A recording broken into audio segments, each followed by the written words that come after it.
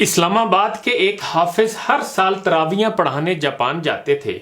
ایک دفعہ انہوں نے بتایا کہ ماہ رمضان کی آمد پر جاپان میں کام کرنے والی ایک اسلامی تنظیم نے سوچا کہ جاپانیوں کو دین کی دعوت دیں، لیکن پھر وہ خود مشکل میں پڑ گئے کہ جاپانیوں کو کس طرح دعوت دیں اور کس طرح سمجھائیں کہ دین اسلام میں داخل ہو کر انسان کے تمام اعمال و معاملات نیک، اچھے اور درست ہو جاتے ہیں۔ جاپانیوں کے تو بہت سے دنیاوی اعمال و معاملات مسلمانوں سے کہیں بہتر ہیں۔ جیسے طلعت حسین صاحب نے لکھا تھا کہ جاپان میں نہ جگہ جگہ تبلیغی اجتماع، نہ عمرہ حج کرنے جانے والوں کا رش، نہ گلی گلی مساجد، نہ محلے محلے مدارس، نہ لاکھوں علماء، نہ کوئی پیر، نہ کوئی مزار، نہ کوئی کتب، نہ کوئی ابدال، اور نہ کوئی حوروں کی ترغیب دے کر لبھانے والا۔ پھر بھی ان سب کے بغیر جاپان جنت نظیر۔ جاپان میں پچھلے 30 سال میں چوری نہیں ہوئی، نہ کوئی قتل ہوا، کوئی بھوکا نہیں سوتا۔ زلزلے کے وقت کیمپوں میں سب کچھ رکھ دیا جاتا ہے، کوئی ایک چھٹانک ضرورت سے زیادہ نہیں لیتا۔ دیانتداری میں دنیا میں پہلے نمبر پر ہے۔ سڑک پر 1 کروڑ پھینک دیں کوئی نہیں اٹھاتا۔ آپ کندھا ماریں، سامنے والا معذرت کرتا دکھائی دے گا۔ ترقی اور ٹیکنالوجی میں دنیا سے 10 سال آگے جیتے ہیں۔ کام اتنا کرتے ہیں کہ وزیر اعظم ہاتھ جوڑ کے آرام کے مشورے دے۔ سگریٹ کی راکھ جھاڑنے کی ڈبیا جیب میں۔ صفائی اتنی کہ سڑکوں میں منہ نظر آئے۔ پابندی وقت اتنی کہ 5 منٹ ٹرین لیٹ ہو جانے پر پوری کمپنی بند۔ اخلاق اتنا بلند آپ حیرت سے منہ تکتے رہ جائیں۔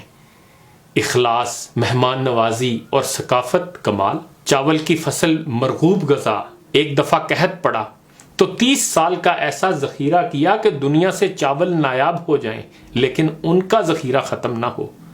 جس کے ہو گئے بس پتھر پر لکیر۔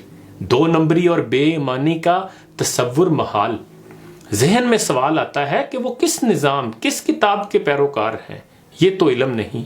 ہاں اتنا ضرور پتا ہے کہ وہ مسلمان نہیں ہیں، بلکہ انہیں مسلمان کرنے کا فریضہ مسلمانوں کو ہی انجام دینا ہے۔ سوچنے کی بات یہ بھی ہے کہ مادی ترقی اور دنیاوی معاملات میں بہتری کے عروج پر پہنچنے کے باوجود جاپانیوں کے پاس کس چیز کی کمی ہے کہ ایک خبر کے مطابق صرف پچھلے ماہ میں 2000 سے زائد جاپانی خودکشی کر چکے ہیں۔ یعنی وہاں کرونا سے اتنے افراد ہلاک نہیں ہوئے جتنے خودکشی سے ہوئے۔ کیا اس کا مطلب یہ نہیں کہ وہ دلوں کو اطمینان اور روح کو خوشی دینے والے اللہ کے ذکر سے محروم ہیں؟ روحانیت ہی میں اصل سکون و اطمینان ہے اور اس کی طرف مسلمان ہی انہیں لا سکتے ہیں، لیکن اس کے لیے مسلمانوں کو پہلے خود اپنے باطن اور ظاہر دونوں کو نبی کریم صلی اللہ علیہ وآلہ وسلم کی سیرت کے مطابق ڈھالنا ہوگا۔ کبھی تو ایسا لگتا ہے کہ جیسے غیر اقوام نے سیرت کو اپنا رکھا ہے، جبکہ مسلمان بظاہر تو رسول کریم صلی اللہ علیہ وآلہ وسلم کی محبت کا دم بھرتے ہیں، لیکن در حقیقت انہیں نبی کریم صلی اللہ علیہ وآلہ وسلم کی پاکیزہ تعلیمات پر عمل کرنے سے کوئی غرض نہیں ہے۔ کبھی تو لگتا ہے کہ ہم مسلمانوں کے اذہان میں یہ بات سرایت کر چکی ہے کہ ہم جو مرضی کریں، نبی کریم صلی اللہ علیہ وآلہ وسلم کی شفاعت کا شرف ہمیں حاصل ہو جائے گا، اس لیے کہ ہم کلمہ پڑھتے ہیں، چاہے نیکی، راست بازی اور تقوی کی راہوں پر گامزن ہوں یا نہ ہوں۔ بے شک دوسروں کا حق مارتے رہیں، یتیموں کا مال کھاتے رہیں، معصوم بچوں سے زیادتیاں بھی کرتے رہیں، رشوت لیتے اور دیتے رہیں، حلال اور حرام میں فرق بھول جائیں اور کھانے پینے کی چیزوں میں ملاوٹ بھی کرتے رہیں، حتیٰ کہ جان بچانے والی ادویات میں بھی ملاوٹ کرتے ہوں، اور پھر ان سب 2 نمبریوں کے نتیجے میں روئے زمین پر پاسپورٹ آخری نمبروں پر آ جائیں تو آخرت میں کیسے پہلے نمبر پر آئیں گے جب تمام برائیاں ہماری جیب میں ہوں گی؟ اقبال نے بھی ہماری تصویر کشی ٹھیک ہی کی تھی۔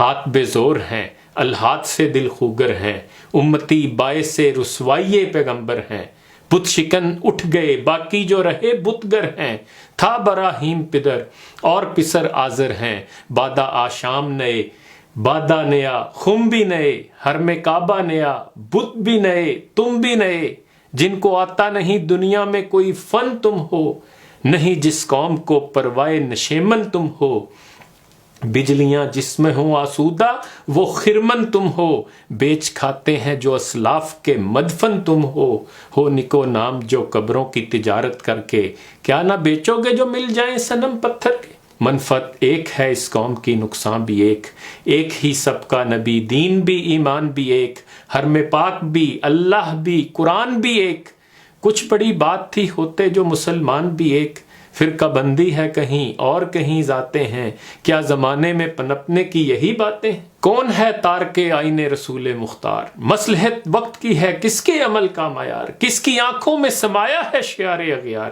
ہو گئی کس کی نگاہ طرز سلف سے بیزار، قلب میں سوز نہیں روح میں احساس نہیں، کچھ بھی پیغام محمد کا تمہیں پاس نہیں، شور ہے ہو گئے دنیا سے مسلمان نابود، ہم یہ کہتے ہیں کہ تھے بھی کہیں مسلم موجود، وضع میں تم ہو نصارہ تو تمدن میں حنود، یہ مسلمان ہیں جنہیں دیکھ کے شرمائیں یہود، یوں تو سید بھی ہو مرزا بھی ہو افغان بھی ہو، تم سبھی کچھ ہو بتاؤ تو مسلمان بھی ہو۔ انہی گزارشات کے ساتھ اجازت چاہوں گا، اپنا خیال رکھیے گا، اللہ حافظ۔